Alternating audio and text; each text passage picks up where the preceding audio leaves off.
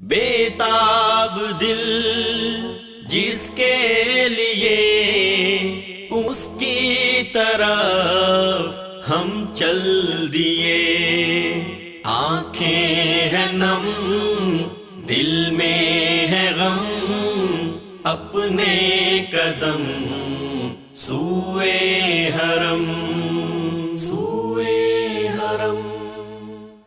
अल्हम्दुलिल्लाहि रब्बिल आलमीन वल आक़िबतु लिलमुत्तक़ीन वस्सलातु वस्सलामु अला रसूलिहि मुहम्मद व अला आलिहि व सहबिहि अजमईन। नाज़रीन किराम, एक तो अहले ईमान के ईमान का तक़ाज़ा है कि महबत वही मक्का और मदीना की तरफ अहले ईमान के दिल खिंचे चले जाते हैं। मक्का और मदीना को देखने के लिए अहले ईमान की आंखें तरसती हैं, और दूसरी तरफ हज़रत इब्राहीम अलैहिस्सलातु वस्सलाम की दुआ है कि फ़जअल अफ़इदतम मिनन्नासि तहवी इलैहिम, कि लोगों के दिलों को इस तरफ फेर दे। बैतुल्लाह को देखने के लिए अहले ईमान का शौक़ और अहले ईमान की ख्वाहिश और अहले ईमान की हिरस, ये कोई मोहताज बयान नहीं। हर शख़्स ये चीज़ महसूस करता है, हर शख़्स दूसरे में ये चीज़ देखता है और खूब समझता है। एक तरफ ये हिरस है और दूसरी तरफ बैतुल्लाह की ज़ियारत की फ़जीलत, कि वहाँ एक एक चीज़ ऐसी है जिसकी वजह से गुनाह माफ़ हो जाते हैं। हजर अस्वद, रुकन यमानी, जिसके बारे में हज़रत उमर रज़ियल्लाहु ताला अन्हु का कौल है कि ये दोनों चीज़ें ऐसी हैं को गुनाहों को मिटा देती हैं। और फिर हज के बारे में अल्लाह वहदहु ला शरीक का फरमाना और नबी सल्लल्लाहु अलैहि वसल्लम का भी ये ख़बर देना कि इससे इंसान गुनाहों से मुकम्मल तौर पे पाक हो जाता है। और उम्रे के बारे में नबी सल्लल्लाहु अलैहि वसल्लम ने फरमाया, अल उम्रतु इलल उम्रति कफ़ारतुन लिमा बैनहुमा, एक उम्रे से दूसरे उम्रे के दरमियान जो गलतियां हो जाती हैं, बाद वाला उम्रा इसकी तलाफ़ी कर देता है और वो गलतियां, वो गुनाह मुआफ़ हो जाते हैं। हज और उम्रा ये दोनों ही बहुत अहम इबादत हैं। आज की इस मजलिस में हम नाज़रीन के सामने उम्रे का तरीक़ा रखेंगे ताकि ये अहम तरीन इबादत सलीक़े से की जा सके, ध्यान से की जा सके, और ताकि अल्लाह की बारगाह में ये कबूल भी हो। नाज़रीन किराम, उम्रा करने वाला शख्स या उम्रे का इरादा रखने वाला शख्स सबसे पहले, सफ़र से भी पहले उसे चाहिए कि अपने नफ़क़ात और अपने अखराजात का जायज़ा ले, कहीं से कोई हराम माल का शायबा तो नहीं है। सबसे बड़ी बात यह है, क्योंकि अगर रिज़्क़ में, रोज़ी में, आमदन में, अखराजात में कहीं हराम का शायबा है तो हराम खोर की तो दुआ भी कबूल नहीं होती। नबी सल्लल्लाहु अलैहि वसल्लम ने वो हदीस भी बताई हमें जिसमें एक परागंदा हाल, बिखरे हुए बाल, और शख्स अल्लाह ताला के सामने कहता है, या रब्बी या रब, हाथों को फैला के उठा के या रब्बी की सदा बुलंद करके दुआ करता है। अल्लाह ताला फरमाते हैं, मतअमुहु हरामुन व मशरबुहु हरामुन व गुज़िया बिल हराम फ़अन्ना युस्तजाबु लिज़ालिक, इसका खाना हराम का, पीना हराम का, और इसकी वो ग़ज़ा जो इसके जुज़्व बदन बनी और इसका गोश्त पोस्त उससे बना, वो सब हराम का। अब इसकी दुआ मैं कैसे कबूल करूँ? तो हराम खोरी या नफ़क़ात का हराम होना या अखराजात का हलाल ना होना, ये कबूलियत इबादत में माने हैं। इससे इबादत कबूल नहीं होती। अल्लाह ताला पाक है और पाक चीज़ों को ही पसंद करता है और पाक को कबूल करता है। तो लिहाजा सबसे पहले अपनी अखराजात का जायज़ा लिया जाए, आमदन का जायज़ा लिया जाए कि कहीं हराम का शायबा तो नहीं। उसके बाद किसी के हुकूक तो गसब नहीं किए, क्योंकि हुकूकुल्लाह तो अल्लाह ताला माफ़ करते हैं, लेकिन हुकूकुल इबाद तो बहरहाल बंदों के साथ मामला इसी दुनिया में तय करना होगा। अगर ऐसा न किया तो क़यामत को हुकूकुल इबाद के मामला में बंदों के साथ मामला तय किए बगैर जन्नत में दाखिला मुमकिन नहीं हो सकेगा। इसलिए हुकूकुल्लाह के मामला में अल्लाह ताला से बख्शिश मांगने से पहले पहले हुकूकुल इबाद का मामला भी साफ़ किया जाए। किसी पर ज़्यादती हो गई है, اس کی تلافی کی جائے، کسی کی حق تلفی ہو گئی ہے اس کا ازالہ کیا جائے، اور اسی طرح کوئی معاملات ہیں تو ان کو نپٹا کے اور معاملات کو درست کر کے، گھر بچے ہیں تو ان کو نصیحت وغیرہ کی جائے تاکہ وہ اس کے بعد نماز کا خیال کریں اور دینی احکامات کے مطابق زندگی بسر کرنے کی کوشش کریں۔ یہ تو ابتدائی وہ چیزیں ہیں۔ اس کے بعد جب یہ چاہے کہ اب روانہ ہونا ہے عمرے کے سفر کے لیے، تو سب سے اہم چیز ابتدائی طور پہ احرام ہے۔ چونکہ آج کل سفر ہوائی ہوتا ہے، ہوائی جہاز سے سفر ہوتا ہے، تو ہوائی جہاز میں کپڑے اتار کر وہاں احرام زیب تن کرنا کئی مرتبہ ذرا مشکل کا سبب بنتا ہے۔ اس لیے بہتر ہے کہ گھر سے نکلتے ہی غسل وغیرہ کر لے، اور اگر مناسب سمجھے تو ایئرپورٹ پر اپنے کپڑے تبدیل کر لے، سلے ہوئے کپڑے اتار کر 2 سفید چادریں زیب تن کر لے۔ اور یاد رہے یہ احرام مرد حضرات کا ہے، عورتیں جس لباس میں ہوں گی وہی ان کا احرام ہوگا، جس لباس میں عورتیں ہوں گی وہی ان کا احرام ہوگا۔ جو مرد حضرات ہیں وہ 2 سفید چادریں زیب تن کر لیں۔ ہاں اگر کوئی یہ سمجھتا ہے کہ مجھے کوئی پرابلم نہیں ہے، میں جہاز کے اندر بھی چینج کر سکتا ہوں، تو کوئی حرج نہیں ہے، سفر شروع ہو جائے گا، اور جب میقات کے قریب پہنچیں گے تو عموماً جہاز میں اعلان کیا جاتا ہے کہ 30 منٹ کے بعد یا 15 منٹ کے بعد ہم میقات سے گزریں گے۔ اسی لحاظ سے یہ احرام کی چادریں زیب تن کر لے، اور جو ہی میقات کے قریب پہنچے یا میقات پر پہنچے تو نیت کر لے۔ عمرے کی نیت ہوگی لبیک اللہم عمرہ، لبیک اللہم عمرہ۔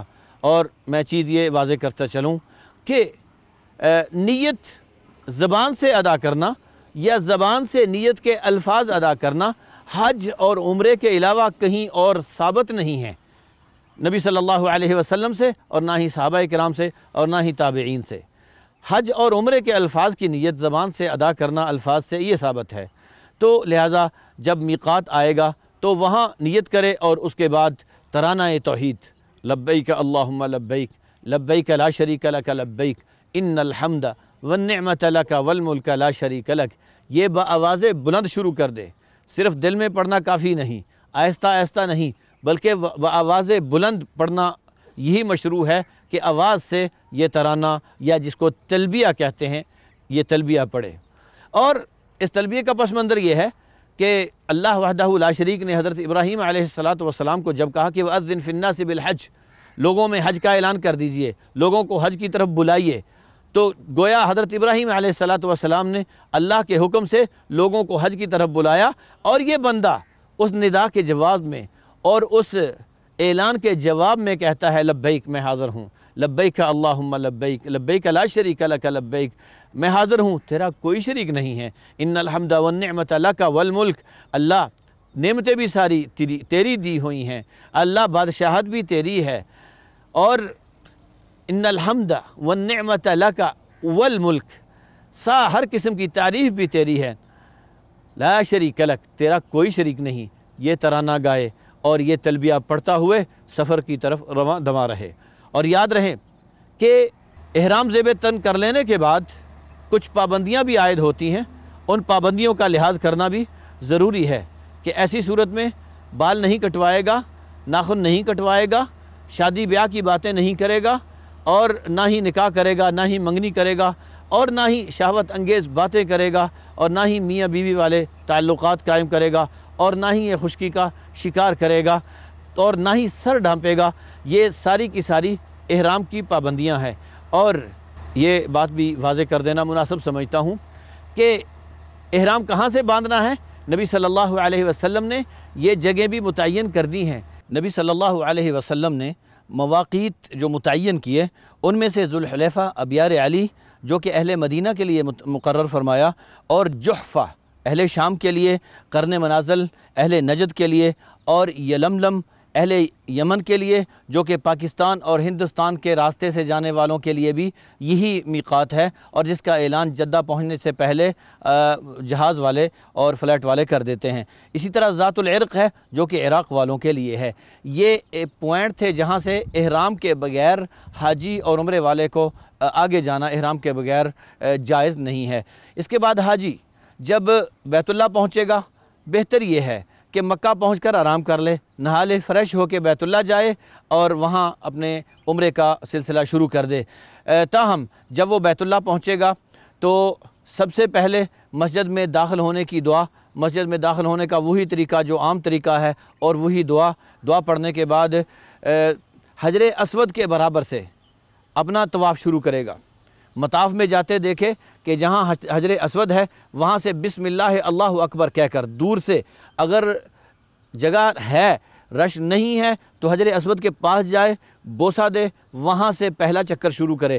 رش ہے تو دور سے چلتے چلتے ہاتھ کھڑا کر کے بسم اللہ اللہ اکبر کہہ کے گزر جائے، کھڑا ہونے کی ضرورت نہیں۔ اور یہاں یاد رہے ناظرین کرام، طواف کے پہلے 3 چکروں میں رمل، ہلکا سا دوڑنے والا انداز اختیار کر کے تیز تیز چلنا، یہ رمل کہلاتا ہے۔ اور اسی طرح طواف میں اضطباء ہے۔ اضطباء کہتے ہیں کہ دایاں کندھا ننگا رکھ کر اور بایاں کندھا ڈھانپ کر، یہ بغل کے نیچے سے، دائیں بغل کے نیچے سے اوپر والی چادر کو گزار کر، جیسا کہ آپ دیکھ رہے ہیں۔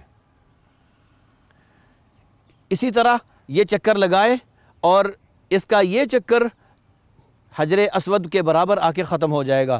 اور اس سے بھی پہلے رکن یمانی کو اگر جگہ ہو تو ہاتھ لگا لے۔ رکن یمانی اور حجر اسود کے درمیان ربنا آتنا فی الدنیا حسنۃ وفی الآخرۃ حسنۃ وقنا عذاب النار دعا پڑھے، اور باقی سارے طواف میں 7 چکروں میں جہاں سے چاہے دعا کرتا رہے، جو چاہے ذکر اذکار کرتا رہے، چاہے قرآن پڑھتا رہے یا کوئی دعائیں پڑھتا رہے۔ اگر کوئی مسنون دعائیں یاد نہیں ہیں تو اپنی زبان سے اللہ تعالیٰ سے اپنی زبان میں مانگتا رہے۔ تو جب 7 چکروں سے فارغ ہو جائے گا، اس کے بعد 2 رکعت طواف کے نفل ہیں جو کہ مقام ابراہیم پر پڑھنے ہوتے ہیں، مقام ابراہیم کے پیچھے کھڑے ہو کے پڑھنے ہوتے ہیں۔ اگر رش نہیں ہے، مقام ابراہیم کے پیچھے جگہ خالی ہے تو تسلی سے وہاں کھڑے ہو اور 2 رکعت پڑھ لے۔ اگر وہاں نہیں، حرم میں جہاں بھی جگہ ملے 2 رکعت ادا کرے۔ ان 2 رکعت کا مسنون طریقہ یہ ہے کہ پہلی رکعت میں سورہ قل یا ایھا الکافرون پڑھے سورہ فاتحہ کے بعد، اور دوسری رکعت میں سورہ فاتحہ کے بعد سورہ اخلاص یعنی قل ھو اللہ پڑھے۔ 2 رکعتوں کے بعد فارغ ہونے کے بعد اگر اس کی طبیعت اجازت دیتی ہے اور یہ مستحسن ہے کہ وہاں بیٹھ کے کچھ دعا کرے، اور پھر ادھر سے ہی حجر اسود کی طرف سے ہی صفا کی طرف روانہ ہو جائے۔ اور روانہ ہوتے وقت راہداریوں کا لحاظ رکھے، لوگوں کی گردنوں کے اوپر سے پھلانگتے پھرنا اور لوگوں کے کندھوں کو پھلانگتے پھرنا لوگوں کو ایذا رسانی کا سبب بنتا ہے، اس سے اجتناب کرے۔ ان الصفا والمروۃ من شعائر اللہ، یہ پڑھے۔ اور اگر ہو سکے تو یہ بھی کہے کہ ابدأ بما بدأ اللہ بہ، اور اس کے بعد پڑھے لا الہ الا اللہ وحدہ لا شریک لہ لہ الملک ولہ الحمد یحیی ویمیت وہو علی کل شیء قدیر، لا الہ الا اللہ وحدہ انجز وعدہ ونصر عبدہ وحزم الاحزاب وحدہ۔ یہ پڑھنے کے بعد ہاتھ اٹھا کے قبلہ رخ کھڑا ہو کر جو من میں آتا ہے، جو جی میں آتا ہے دعائیں کرے، اپنے لیے، رشتہ داروں کے لیے، والدین کے لیے، فوت شدگان کے لیے، بیماروں کے لیے، اپنے ملک کے لیے، قوم کے لیے خوب دعائیں کرے، اور پھر مروہ کی طرف روانہ ہو جائے۔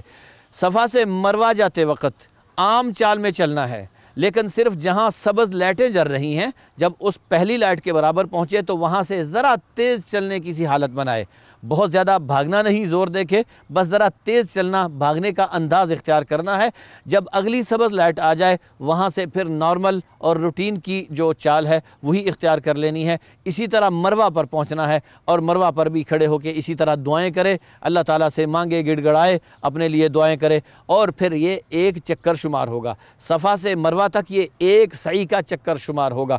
اب مروہ سے صفا تک اسی طرح کرے، اور یہ دوسرا چکر، اسی طرح 7 چکر صفا اور مروہ کے لگائے۔ اس کو صفا اور مروہ کی سعی کہتے ہیں۔ ناظرین یہاں یاد رہے کہ اگر کوئی ضعیف ہے، اگر کوئی عورت ہے، تو اس درمیان اگر تھکاوٹ ہو گئی ہے آرام کر سکتے ہیں، تھوڑا سا سستا کے آرام کر کے دوبارہ سے وہیں سے شروع کر لیں جہاں آرام کیا تھا۔ اگر اس دوران جماعت شروع ہو گئی ہے، اقامت ہو گئی ہے، تو آپ یہ سعی یہیں سے چھوڑ کے اقامت ہونے کے بعد جماعت کے ساتھ مل جائیں، نماز ادا کرنے کے بعد یہیں سے پھر دوبارہ شروع کر دیں اور اسی سے آپ مکمل کر لیں۔ اس طرح یہ آپ کی صحیح مکمل ہو جائے گی۔ اب آپ پر عمرہ کرنے والے حضرات جو ہیں ان کے ذمے ایک کام رہ گیا ہے، وہ یہ ہے کہ اپنے سر کے بال یا تو کٹوا لیں یا وہ منڈوا لیں، صاف کروا لیں۔ صاف کروانے کی زیادہ فضیلت ہے۔ نبی صلی اللہ علیہ وسلم نے دعا کی تھی، اللہم ارحم المحلقین، اے اللہ جنہوں نے بال صاف کروائے ہوئے ہیں ان پہ رحم فرما۔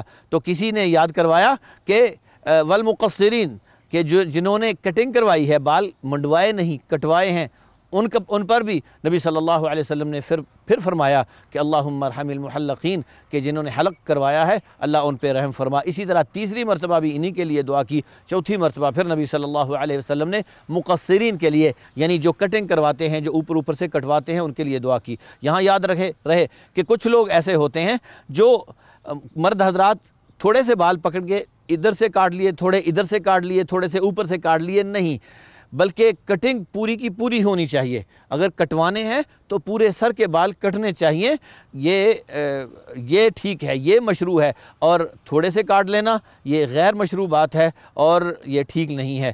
بال کٹوانے کے بعد یا بال منڈوانے کے بعد اب حاجی یا عمرہ کرنے والا اپنا احرام کھول سکتا ہے۔ اب احرام کی پابندیاں اس سے ختم ہو چکی ہیں، تاہم پھر بھی جتنی دیر یہ حرم میں آتا جاتا رہے، احکام اللہ اور اس کے رسول کے احکامات کا خصوصی خیال رکھے اور راہداریوں سے گزرے، لوگوں کو پریشان نہ کرے، راہداریوں میں بیٹھنے سے اجتناب کرے۔ سعودی عرب کی حکومت نے عمرہ کرنے والوں کے لیے اور حج کرنے والوں کے لیے بڑی سہولتیں فراہم کرنے کی کوشش کی ہے۔ کوشش کرے کہ ان سہولتوں کے سامنے آڑے نہ آئے۔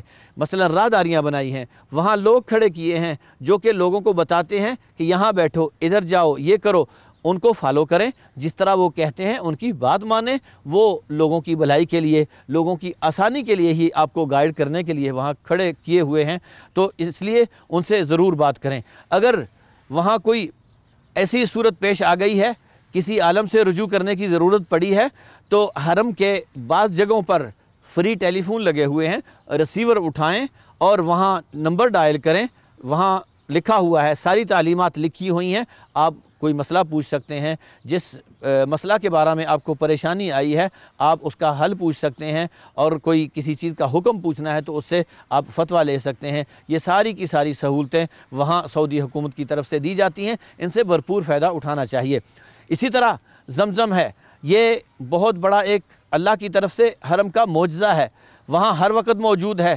2 قسم کا پانی پڑا ہوتا ہے، ٹھنڈا بھی ہوتا ہے اور ٹھنڈا کرنے کے بغیر نارمل بھی ہوتا ہے۔ اگر آپ چاہیں تو اس سے پئیں، چاہیں اس سے پئیں، اور یہ بھی ایک موقع ہے، اس کو غنیمت جانیں اور سیر ہو کر خوب زمزم پیتے رہیں جب تک وہاں ہیں۔ اور جب تک آپ وہاں رہائش پذیر ہیں مکہ مکرمہ میں، کوشش کریں زیادہ سے زیادہ طواف کریں، کیونکہ مسجد حرام کا جو تحیۃ المسجد ہے وہ 2 رکعت کی بجائے طواف ہے۔ اگر رش بہت زیادہ ہے، آپ یہ محسوس کر رہے ہیں کہ لوگوں کے لیے جگہ چھوڑنی چاہیے، تو یہ بھی آپ کی ایک نیکی ہی ہوگی کہ اوروں کے لیے جگہ چھوڑ دیں اور آپ طواف نہ کریں، کیونکہ رش اتنا زیادہ ہے کہ آپ چاہتے ہیں کہ لوگوں کو تھوڑی سہولت مہیا کریں۔ انشاءاللہ اس کا بھی آپ کو اجر ملے گا۔ اللہ تعالیٰ سے دعا ہے کہ اللہ تعالیٰ ہمیں اسی طرح حج اور عمرہ کرنے کی توفیق عطا فرمائے جس طرح اللہ اور اس کے رسول کی تعلیمات ہیں۔ وباللہ تعالیٰ التوفیق، والسلام علیکم ورحمۃ اللہ وبرکاتہ۔ برسوں سے من میں آس تھی، آنکھوں میں جو ایک پیاس تھی، بے تاب دل جس کے لیے اس کی طرف ہم چل دیے، آنکھیں ہیں نم دل میں ہے غم، اپنے قدم